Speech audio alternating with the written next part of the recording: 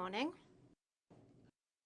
I would like to point out that today's proceedings will also be broadcast on the Chamber of Deputies web TV channel. Let me also remind you that remote participation is permitted for fellow MPs. There are several MPs that are linked up with us. The agenda includes the informal hearing of Yossi Beilin and Samieh Al Abed on the geopolitical situation in the Middle East. I would like to welcome and thank Mr. Beilin, Mrs. Beilin, and Mr. Al Abed. Welcome, and thank you so very much. It is truly an honor to have you here today in this very important hearing. The delegation is accompanied by Mr. Marco Pierini. Welcome. I would also like to thank MP Fassino for promoting today's hearing, which is of particular importance for the committee's work.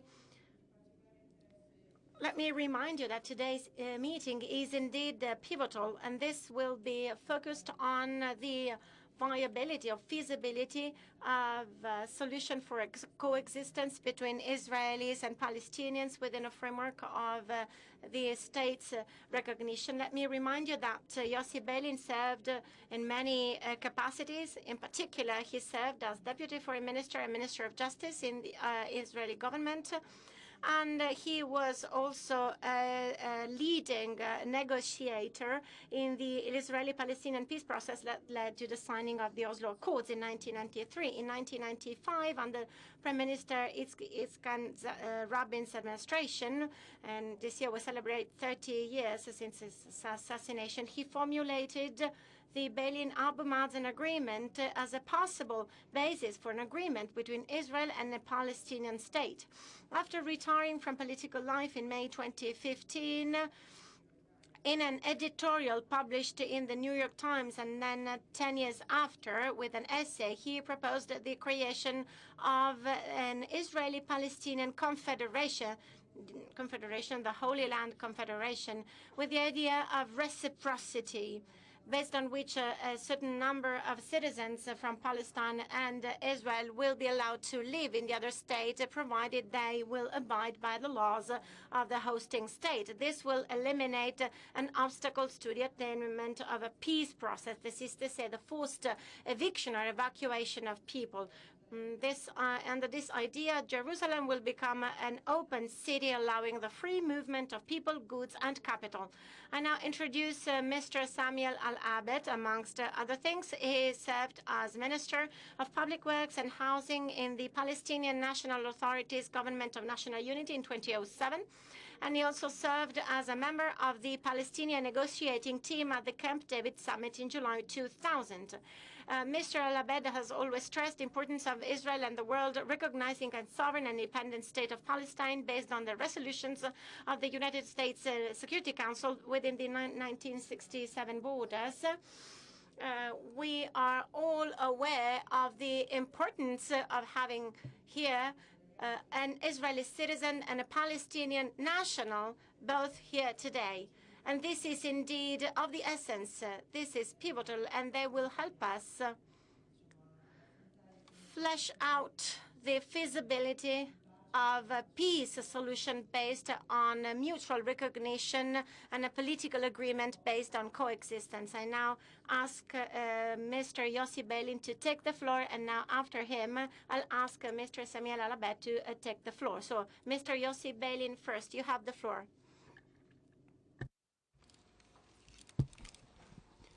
Thank you very much, Ms. Chairwoman. I really appreciate your readiness to.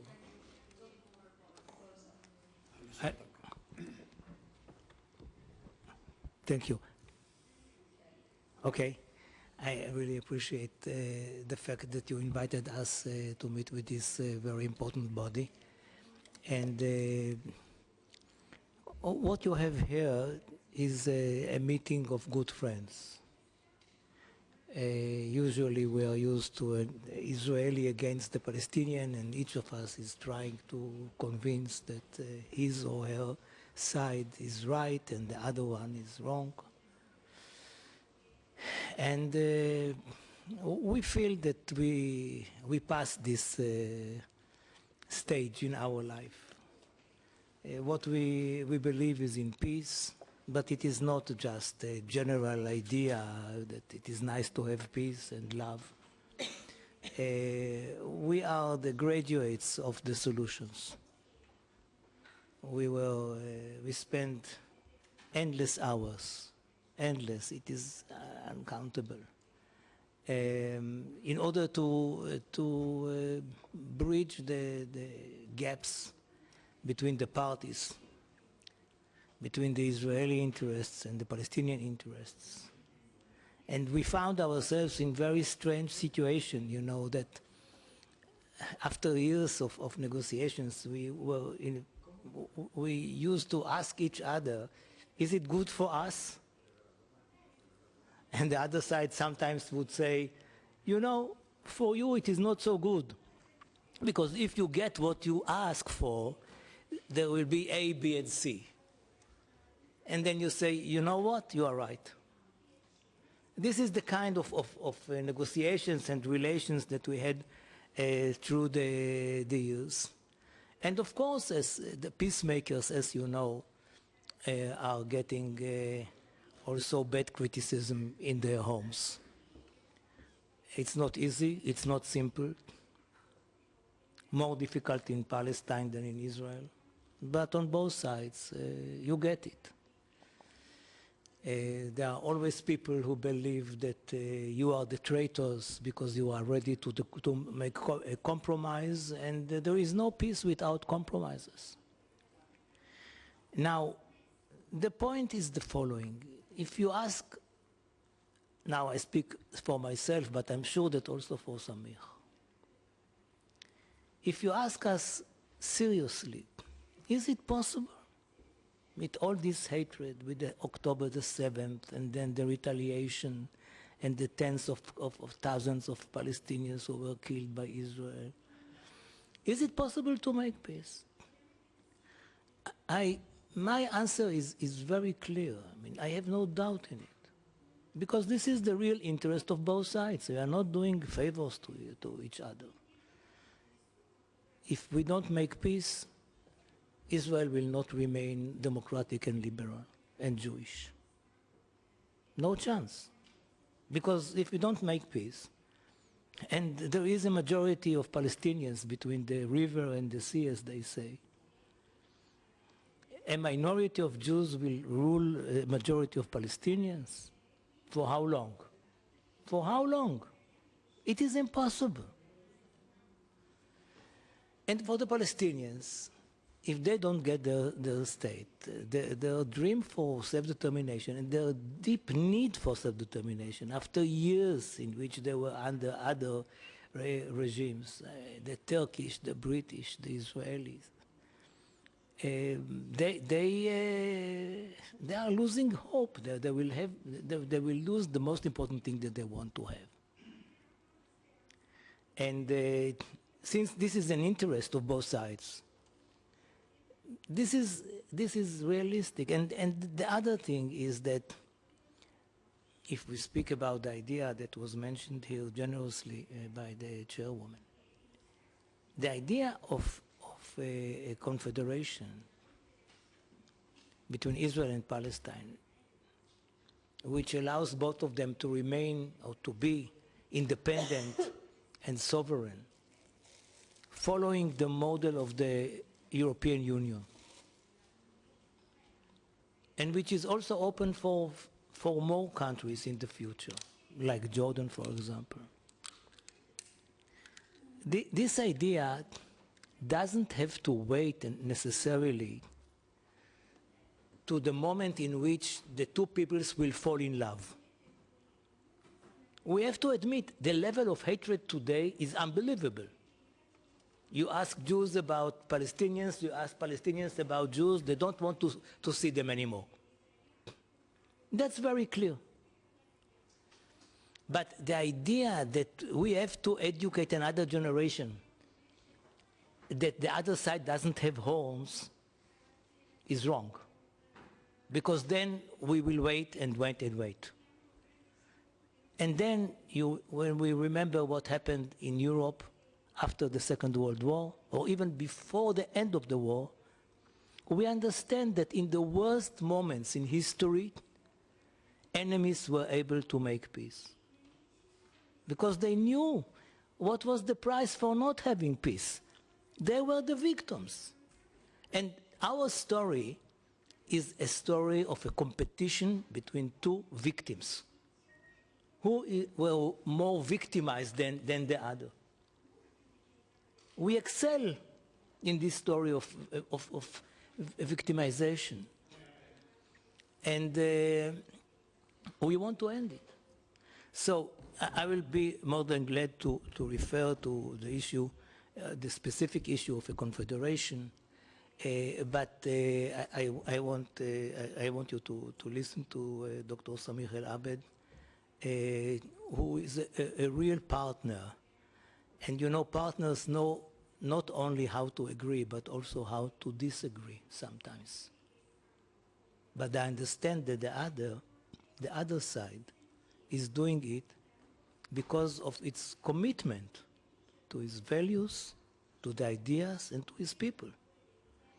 And we are trying to convince, and most of the time we agree, we succeed to convince each other. But even if we fail in doing it, we don't think for a moment that the other side is doing it because of whatever non-relevant interests in the cause. So thank you very much. Grazie mille.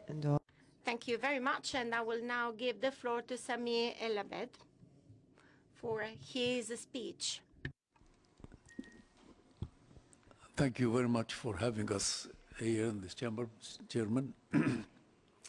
And it always will make it difficult for me to speak after Yossi, because he always said the things that I wanted to say. So, but I agree with him, of course. We don't disagree in many issues, except one thing. When I was in Geneva dealing with each other, and we came with an agreement in Geneva, right? And the only thing bad happened to me that I have a stent in my heart because of the negotiation. So they were so difficult, you know, to negotiate with the Israelis in reaching an agreement. But we managed both to keep the same track that there is no other solution except to have a peace agreement between the Palestinians and the Israelis. No other way. People sometimes think about one state or two states or the new idea of Yossi about the federation, confederation, and all that. But if you look at them all, they wanted to have an agreement, whether it's one, two, or federation. So the whole idea is all of us looking forward in order to reach an agreement. Why is it that difficult so far that we did not reach an agreement in which we know that we are there to stay and they are there to stay, no other way? Ethnic cleansing will not help, will not support, will not happen. Transfer people from one place to the other will not happen. You know, like I said, we are there. So the problem that I can see mainly, first of all, we need the international and the regional support for this agreement. And when it was for the regional agreement or the international agreement, sorry to say that the Americans were there most of the time. But unfortunately, we did not get anywhere. Okay. Now there is a new element that the region are there. And the lack of the European influence in getting a deal to be there. It's one of the things that we really missing. We don't need you only to support the Palestinians financially and economically and all that. We want you to be involved in the political issue. We are in your front door. We are very close to you more than anybody else. The lack of your, not interest, you are interested in making peace for this, but your involvement. Why not? Why not to be involved politically in order to get a deal done between us and the Israelis? And you have a lot to influence. You have a lot economically, educational, you name it, in everything. You have a role to play there.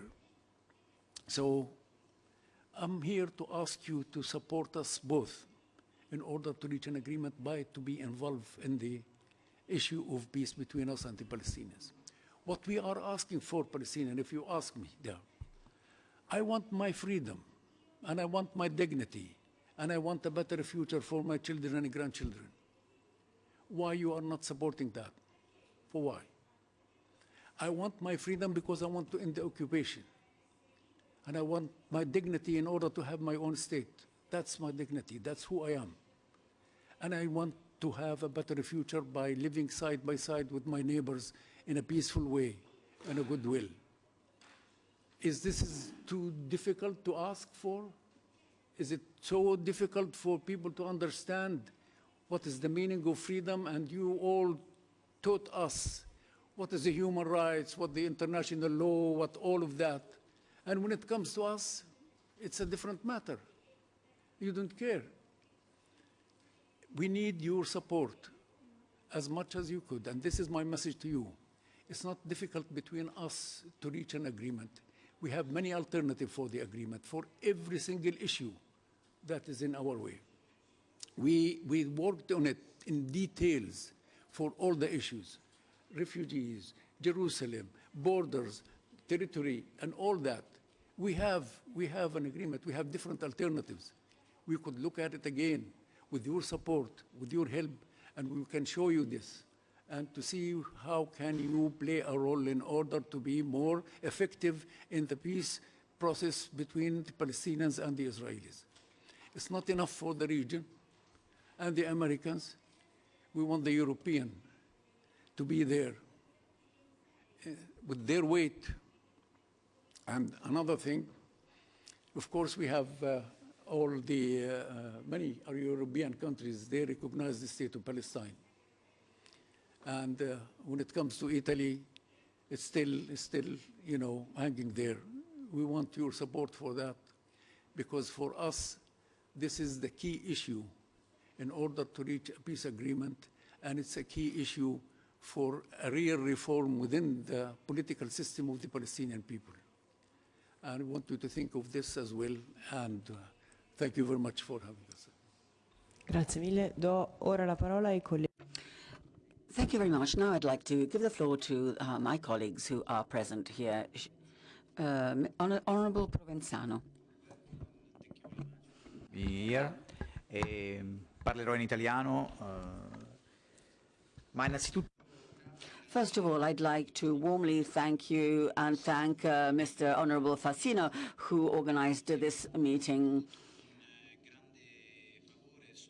We welcomed with great pleasure and satisfaction the ceasefire agreement, and your presence here testifies the need and the will we all have to take the adequate steps to reach peace. We have a truce which is ongoing, but we don't have peace yet. The Trump plan and the resolution of the Security Council of the UN dating back to a couple of days ago undoubtedly represent some steps forward, but they are constrained, they have limitations, they are vague, and these gaps must be filled by politicians in Israel, politicians in Palestine, and at this particular moment, I believe that the international community too should step in, and Italy included. Your appeal is very, very important. However, there is a feature that I would like to ask you about, which has to do with the political context in which your peace initiative is placed. This is a very complex, indeed complicated political context. I have just returned from a visit both to Israel and to Palestine.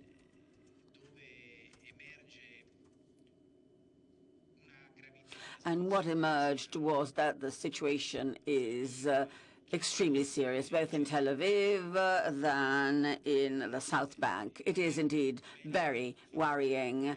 And Mr. Beilin made a fundamental link happening with peace and justice. The government in Israel apparently does not want either. We, I believe, have the duty to shed light on the important issues in terms of defending the rule of law, and I'm thinking in particular of Israel, and I'm thinking of the situation in prisons and the situation of human rights. At the same time, we have the duty to ask our interlocutor, the Palestinian Authority, to make an effort to regenerate itself.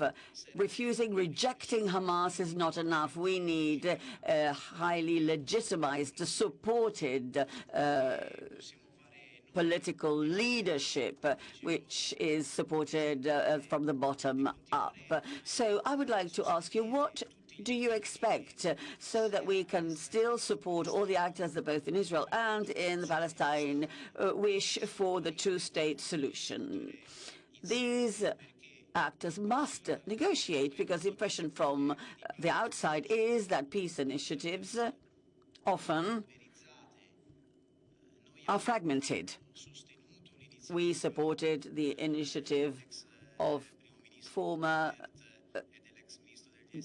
Minister Holmert and the former Minister Al-Qaeda for it's their peace initiatives, but all peace initiatives must be pooled together somehow. And as the Partito Democratico, the Democratic Party of Italy, we presented several resolutions in Parliament here in Italy to actually acknowledge the state of Palestine, because even the prospect of a confederation may be examined on an equal footing when the other state is fully recognized. So for us, this is a fundamental element. Indeed, over the last few hours, we are asking for the transitional Gaza government to have Palestinian participation, because this lays the groundwork for a true comeback of the Palestinian Authority. In doing this, we need to meet and support all the possible stakeholders and all the actors. Amongst the meetings we've had together with the delegation of European Socialists over the last few days, as I said, we met with the family of Marwan Margouti. We asked for his free liberation immediately, because he is a fundamental stakeholder who is loyal to the Oslo Agreement, who is in line with the Oslo Agreement, and who supports the idea we are still keen on of a secular lay Palestine. What we are asking you, in addition to exercising pressure on the European Union, of course, and on the Italian government, what we're asking is how we can practically, tangibly support your efforts and your commitment to peace. Thank you. Honorable Boldrini. Thank you, Madam Chair. I'd like to thank our colleague, Honorable Fassina, for this initiative. And it is a great pleasure for me to have this delegation. I already met Mr. Al Abed on other occasions, and I'd like to greet Mr. Beilin. Let me raise a point. And I wanted to understand whether this initiative falls within the remit of the Geneva initiative or not, because that's not clear to me, since the agreement was reached in Geneva as the Geneva initiative or independently from that particular initiative. Number one. Number two, I wanted to understand whether the concept of military occupation, illegal military occupation of the South Bank, is considered a problematic issue on the part of the Israeli public opinion. I would like to know whether this is at the basis, is the foundation of all these problems, or whether it's considered a fait accompli, a status of fact, a state of fact, and nothing can be done about it. So we are safer if settlers are in the South Bank. This could be one of the options.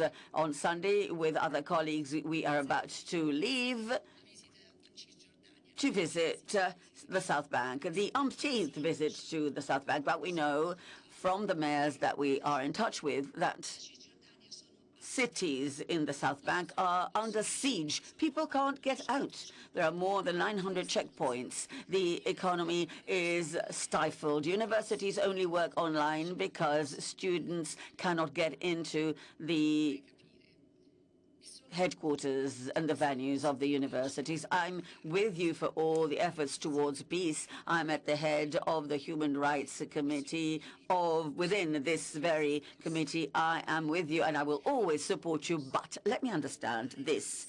The prerequisites to speak of the two states can be found where? Because if settlers actually go against the IDF, if they are violently opposed to hotspots being removed, it seems to me to see a scenario whereby settlers are not under control anymore. They actually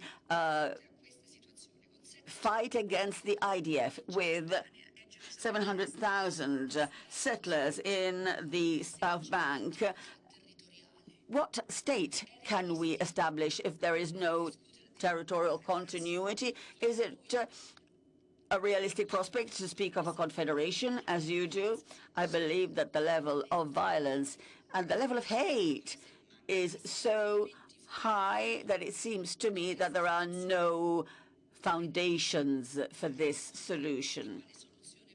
So what can be the solution to stopping the violence from settlers? Is it realistic that the outposts can be removed? Can we speak of a Palestinian state, a veritable state-like presence on the part of Palestine? Because without that, we cannot have a confederation. Thank you.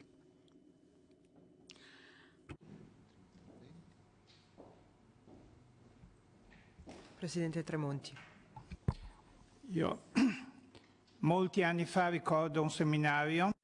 I remember a seminar many years ago on the Lake of Como, and Mr. Arafat and Rabin were both present. The difference wasn't so much in the words they uttered, because they were very close in terms of words, but it was in the closed-circuit system of their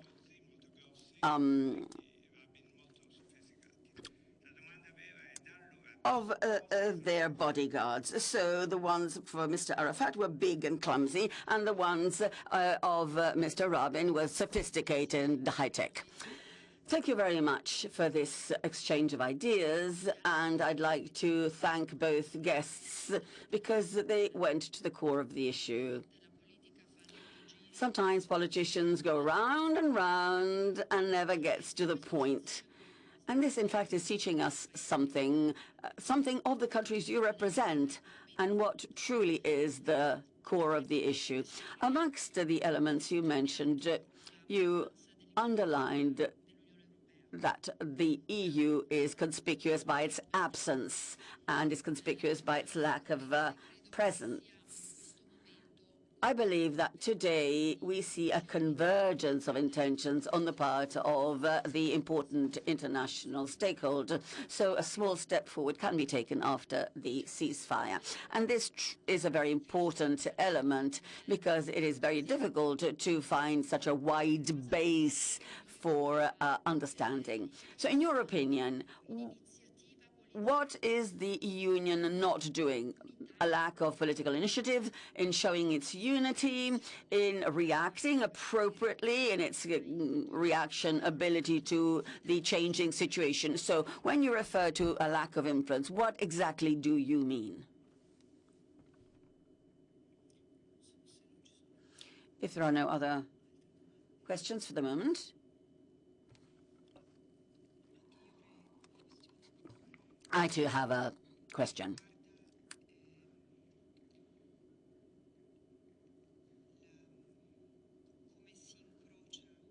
I would like to know how your proposal fits in with the so-called Trump peace plan. What kind of interaction have there been, if any? And what type of evolution or development you see happening, starting from what, even though difficult may seem a starting point? Honorable Fassino. Yes, just one second. My question is, I'd like to, of course, thank our guests for being here. Number one, after the 7th of October and after the Gaza war, as was mentioned by Mr. Beilin, a deep trough of hate and unwillingness to communicate was created. And of course, trust was completely destroyed. Any peace needs a modicum of trust. After the 7th of October, that trust is indeed very weak in Israeli society, and after the Gaza war is indeed even weaker amongst the Palestinians. How can we rebuild trust? Because I believe that this problem of rebuild trust and confidence is a priority. Without this trust and confidence, any project will be difficult to achieve. Thank you. Grazie. Prego. Non so chi di voi vuole iniziare. Who would like to start? Sami. Okay, thank you all. You ask very difficult questions and indeed very interesting questions. I don't know from where shall I start to answer, because all interrelated to each other. But can I start from the last one, which is the Non c'è un ordine. There is no There's no order. and that, and the role of European also in this. Unfortunately, Europeans and others, they spend a lot of money for people-to-people programs and what they call confidence building measures. You know what happened after all those years? More radicalization in the Israeli side and more radicalization in our side. So there must be something wrong with this approach and the methodology of this. And you have to think about it differently. Or we invite you to look at it in a different way. It didn't work. Because this should be coupled with actions on the ground so people can build the trust. But how come you want the Palestinian to have a trust while every day the more settlements are built there? More terrorist settlers are acting on the ground there. 900, I think it is almost now 1,000 what do you call it? Blocks, yani, for movement. It's more than 100 checkpoints. You know, we get used to that. You know, we forget about it. Yani, we became part of our life. So, in order really to build the trust, you have to have some action on the ground. That is, people have some hope, some vision for the future, that there is something is coming toward them. But as long as you are doing what you are doing there, but I don't know how you can build the trust for this. It's coupled with two things, or even more than that. You have to have an action toward this. Other thing, you know, we talk about the settlements and how the settlements is difficult and all that. But, you know, when Israel decided to have peace with Egypt, they removed all the settlers from Sinai. It wasn't difficult. When Sharon, he's also from the Likud, from the right side, right wing in Israel, he decided to remove the settlers from Gaza. He did it. And at some points in the West Bank. Okay, so you know, one thing to start to think about it in a positive way. It's not impossible, but it could be done in a different ways. And we have the alternative. We have not only in the Geneva, but other alternatives as well in how to deal with that issue. So to me, the main difficult issue is to have a leadership who is willing to do so or to have an agreement. I'm talking about both sides, even though I am biased toward Abu Mazen because I think he is the man that he can make peace with Israel now. And he can do it, despite all what the Israelis tried to do to him for delegitimizing his role as the PA. And that was the biggest mistake that the Israeli policy was done even before 7th of October, because they were enhancing Hamas and delegitimizing the PA. And you see the result, what happened. So this is, the Israelis have to rethink their policy toward how to achieve peace with the Palestinians or how to make an agreement with the Palestinians. This is an important element. And here will come the European Union action with us. If you leave it between us and the Israelis, I can tell you from now, the asymmetry is too wide between us and them. The only agreement the Israelis want us to do is to accept what they're offering us. And this will not happen because we have demands. Like I said, we have our own demands also. So there is a need for a third party, which is now, we can see that there is an element to that. While the region and some Islamic countries with the Americans are there, they haven't the 20 points or whatsoever, but there is a role for the European to be engaged in this because there is a black holes within that 20 points.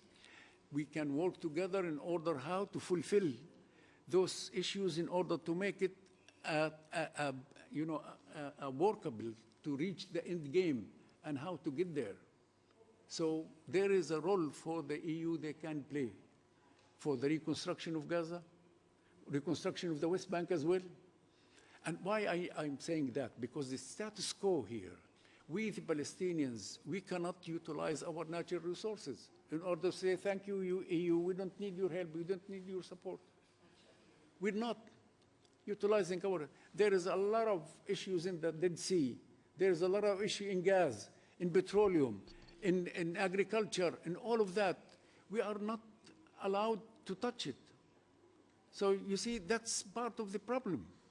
And we haven't seen a voice from the EU saying, you should really expand. You know, my own city now, Ramallah and Al-Bira. I cannot expand the boundary of the planning boundary of the city of my own home. There is no concept in the Israeli mind for natural growth. Only natural growth for the settlers and not for us. Most of the buildings now in my hometown is vertical. You know, they're coming up because they cannot expand. And this is polarization. It will be difficult for us in the future to accommodate the infrastructure needed for this with the growth of population and all that.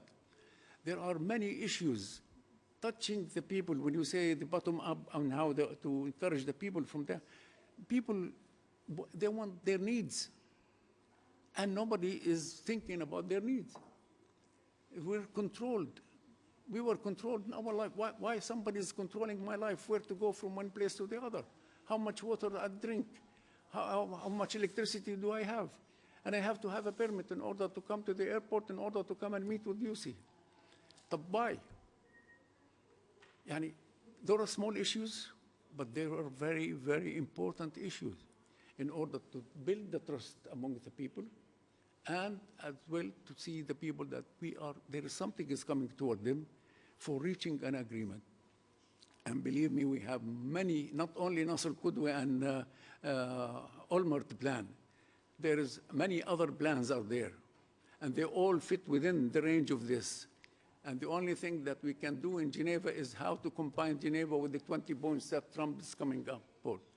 how we can make sure that, or at least to make it to the people that this can be done, and for people to listen to us.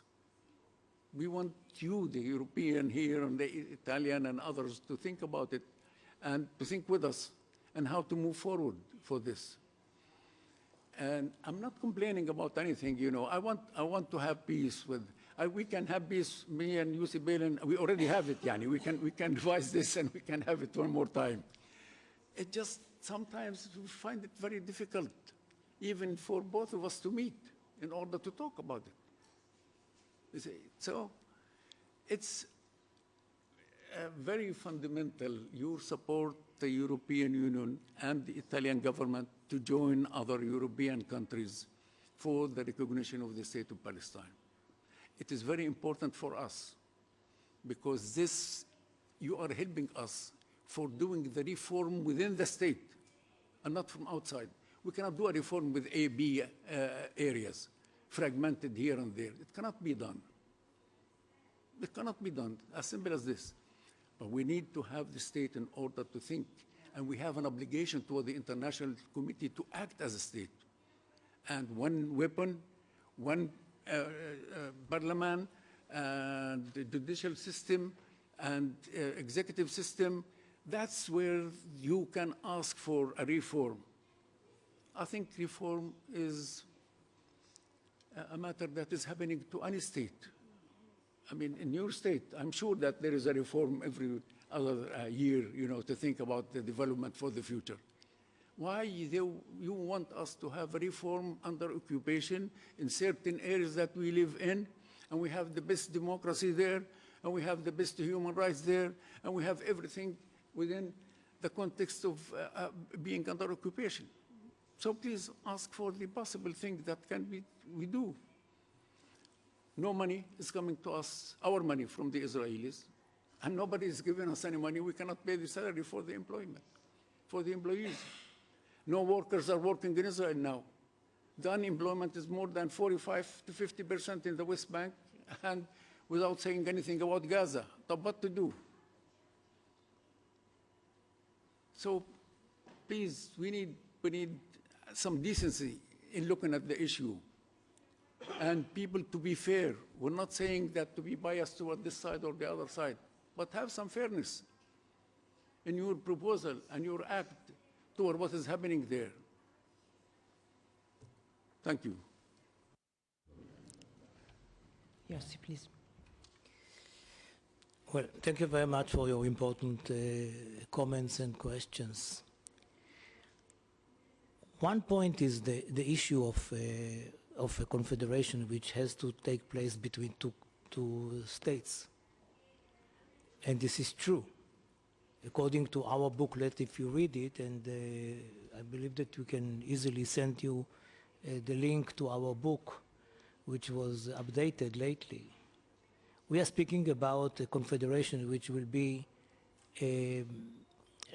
agreed upon or declared 1.5 years after Israel's recognition of a Palestinian state. So the confederation is not a precondition. The confederation is not a precondition for the two-state solution. The two-state solution is a standalone solution. It can exist with or without a confederation. But what is the point of the confederation? And this is the big difference which happened to us between today and 30 years ago when we signed Oslo.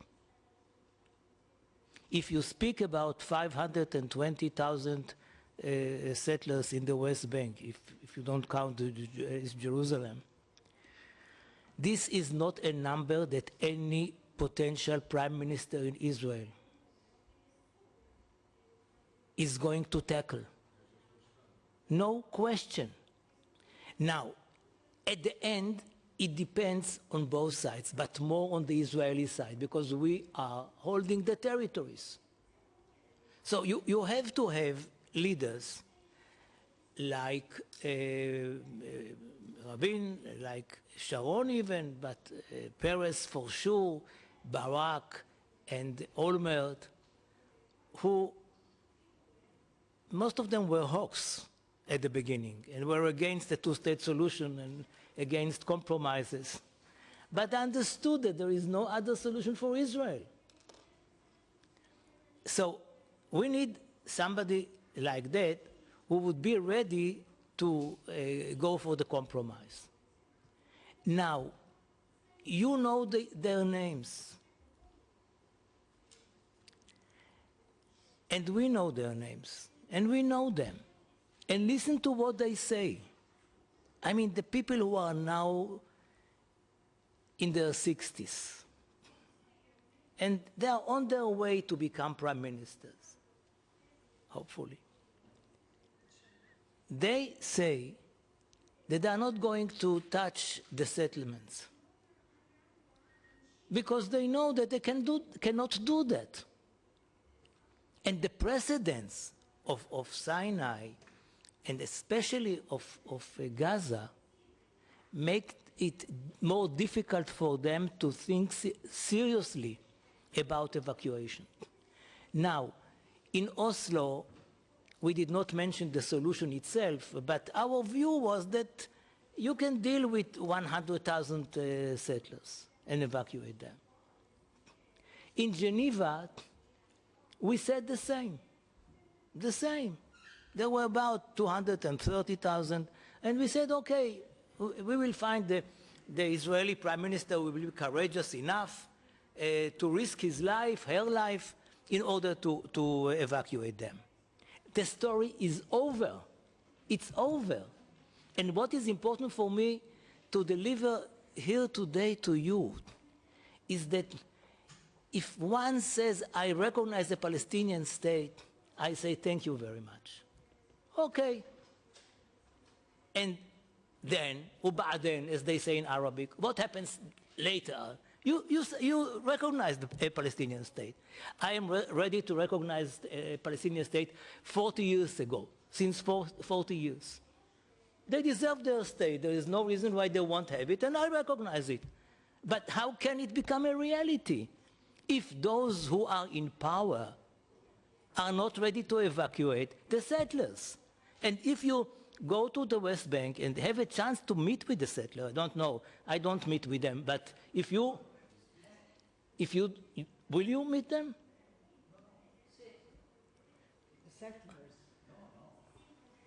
No, we don't. Oh, no, we won't. Want to meet with you. We are not going to meet the settlers. But somehow, let us say, poetically. Unless they don't stop us along the road. Of course, they may. No, they may. And I hope not. They may. But poetically, what they say is, dear friends,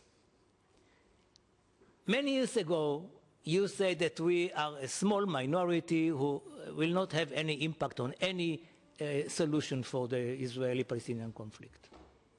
But we had time, we had patience, and we won the case. Take a helicopter and look at the West Bank. Everywhere you have settlements. Where do you want to put the Palestinian state? On the roof of a settlement? What are you going to do? To evacuate all of them and bring them to Tel Aviv? We are there forever and forget about the two-state solution. It is almost quote unquote. And this is why I think that the debate in Europe and other places about recognition of a Palestinian state, it is important, and morally it is important, and that is why I'm for it. But this is not going to solve the problem if you don't tell me how are you going to do that. And I don't see people who are recognizing the Palestinian state and then have a kind of a footnote saying, by the way, you can do that if you implement A, B, C. This is why the idea of a confederation, which was not an original idea, it was there hovering in the skies for many years between Israelis and Palestinians, even before '48. But the idea of the confederation is just a tool in order to allow or to prevent any confrontation between the Israeli future leadership, I'm not speaking about the current one. If Mr. Trump will convince Netanyahu to go out of the settlements, maybe he will do that. But otherwise, I don't see something like that. But I'm speaking about elections which will take place in 11 months from today. It's not such a long while. And if the future government is there and ready to compromise, but not ready to evacuate, forget it. We will continue the conflict forever. And the numbers will grow. See what happened with the resolution of the UN, which I really am happy about. And why not? All of us are. We want to see such a development. Had you asked me a week ago whether it is realistic, I would say no. But you see, China and Russia don't abstain, and wonderful. But the point here is that it doesn't even refer to freezing settlements. Now, imagine that all what is said in the resolution there will be implemented, and you know that it won't. Okay? What will happen in the meantime? More and more settlements. Now, I want to tell these settlers, you do whatever you want. It will not have an effect on the future boundaries. Because at the worst scenario, you will remain there. You will have to be obedient servants, obedient residents of Palestine, and go according to the laws of the Palestinians. And the same number of Israelis who would like to live in Palestine, in Israel, the same number of Palestinians who would like to live in Israel would have the right to do that. If out of the I'll tell you something. Out of the 500,000, about 300,000 will be part of Israel as a result of land swap. It is 2.25% of the West Bank, according to the borders of the Geneva Initiative. And I tell you a secret, the person who drew the border sits here. Why it is 2.25 if not 2.30? Because of this guy. So we have the border, we have the map. We did not change it. For those who asked about the relations with Geneva, we took Geneva and put an umbrella of the EU on Geneva in order to allow different things, including an agreed-upon narrative, which had never been done before. Never Palestinians and Israelis were ready to write together their narrative of the conflict. And this is the basis for this confederation, and if you look at it, it's 20 pages, but not boring. There are some other parts which are boring, but not that. So the point is that if we understand that the major obstacle is the settlers, and if we understand that the Israeli future government is not going to evacuate them, then we must find a solution for them. This is a solution. Maybe there is a better one, because we were asked about the Trump plan and our ideas. Trump suggested 17 enclaves in the West Bank of Israel. Why did he suggest it? Because he understood that somehow we had to deal with the settlements and the settlers, and he didn't know exactly how. So he said, okay, Israel will have sovereignty on 17 areas. You know, we made the calculation of what does it mean for Israeli security to have such long borders. It is something like, I don't remember exactly the number, but something like 11% longer than the old green line between Israel and Jordan. It is crazy. Israel doesn't have such a big army. So this is not a realistic idea. But the problem is realistic. This is the problem. He understood the problem, and he gave to it the wrong solution. When you speak about our idea of a confederation, we suggest something which, in our view at least, is realistic.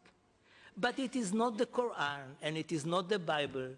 And if somebody else has something wonderful, building a Riviera somewhere, I mean, like Trump, I mean, he has such ideas. So maybe if you have an idea about Riviera for the settlers or something like this, it is better than what we suggest. But I believe that this is a very concrete and realistic solution. Maybe one more. Well, I think that about Marwan Barghouti, it is very important to speak. I know personally Marwan Barghouti for many years. He came after Oslo. And he was banished and was allowed to come back after Oslo. And he was one of those who supported Oslo very, very much. And his group, he had already a group of people in their 30s who supported the two-state solution. In every meeting that we had, he would count the people's years in prison, and would say, okay, we are sitting here not about exactly 230 years of prison. And they were proud of it. But he was a man of peace. At a certain moment, he came to me and said, Yossi, I don't have a better solution than to take to the streets, because even in your government, which is moderate and whatever, you are not getting towards a Palestinian state, and people are sick and tired of us and believe that only Hamas is the solution. He went, I can testify wherever you want, because he came to me to tell me that. He went, or he took to the streets because of Hamas. His competition as a Fatah person with Hamas. He saw Hamas as his biggest enemy. I tried to convince him not to do that, and I said to him, Marwan, you will never win on their turf. Terrorism is the turf of Hamas. Your turf now is peace. Put pressure on peace. Whatever you can do, demonstrate, shout, scream. But terrorism, you will lose. And the rest is history. Now, is still for peace, is still very popular, much more than before. He is the most popular Palestinian according to all the public opinion polls in Palestine for many years. And I think that those who believe in the need in Israel for a partner, Palestinian partner, who is now he is also accepted by Hamas for different reasons. But the person who may really be an uncontroversial leader accepted by many streams in Palestine is Marwan Barghouti. Those who don't want to release him, of course they say that he was punished for many, I mean, there is justification for that. I mean, he is not San Suu Kyi. He was a traitor for a while, a terrorist for a while. But he is, if you want a partner, it is Barghouti. I agree 100%, of course, that Abu Mazen, President Abbas, is a very, very serious partner. And that the people in our government who say that he is a kind of a terrorist, it is really a joke, unbased joke. Terrorist because he is paying the salaries of the Hamas people. Okay. But I think that an effort to release Marwan Barghouti, even Trump said that he is considering doing it. how can he consider to, to free Marwan Barghouti? I don't know. He doesn't speak about demonstrations. But this is the case. So if you ask me, I believe that one of the options for acting in a very targeted way is to call for his release, not because he must be exonerated, no, but because he can be a partner to Israel, and he is a man of peace.